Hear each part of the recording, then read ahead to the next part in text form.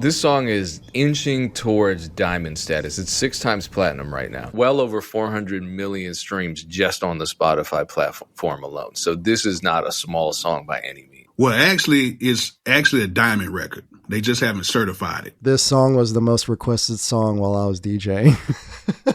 Shout out to Bolo. The most requested song while I was DJing. Certification date, 2016. So yeah, it was the summer before that. Oh man, it didn't matter if it was a wedding. It didn't matter if it was a party. It didn't matter what it was. Freaking 5-year-olds whipping and nay-naying. In fact, I DJ'd in pretty much all the top spots in St. Louis. And when I say top spots, I mean beyond all the hottest club in St. Louis. No, I mean like the freaking Science Center. I mean like Anheuser-Busch. Like I've literally DJ'd in the top places in St. Louis. I'm definitely grateful for those opportunities. You know, that goes back to what I was talking about. Like you got to take action. Like I knew that I was someone that wanted to get into the music industry, but I didn't necessarily know how. I just knew that I wanted that to be my end result, right? DJing seemed like a possible path, you know? So you try these things out, you feel them out, and you make your decisions from there, and you solve your problems from there. So I found the best way for me to do it was making connections with the company and having them book my sessions for me. Because of my personality and the level of enthusiasm and, you know, my past experience hosting parties, and yeah, you guys don't know about all that stuff. My marketing background and event planning background is pretty deep when it comes to everything that I'm doing today. In fact, I just promoted the biggest real estate investor meetup in St. Louis just a couple months ago. And that had 30 plus speakers from mainly focused here in St. Louis, but pretty much the biggest names in the real estate game here in St. Louis. So I've been doing events for a really long time. That process has taught me a lot of different things about promotion and marketing and getting a business either launched or taking it to the next level. That experience I felt like would play well into me being a DJ.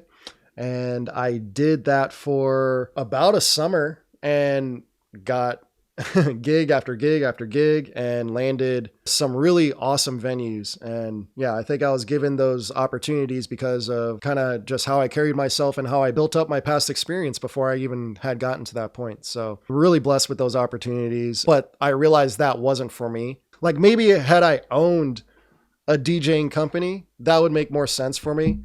And I think that's really what the realization was, that, yeah, if I really want to be a DJ, I think I would want to own a DJ company and not be the DJ, you know? And that's what I was talking about in terms of being a creative.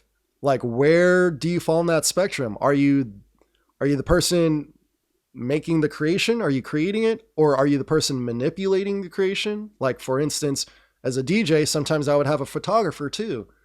So that photographer is helping the atmosphere. You know, you're a part of that creation. You're manipulating the, you know, what's there, the opportunity there, or the creation that is there, the DJ event. Or are you someone that likes to kind of supervise or manage, direct, organize, network? And that's definitely me. That's consult, coach. That's definitely more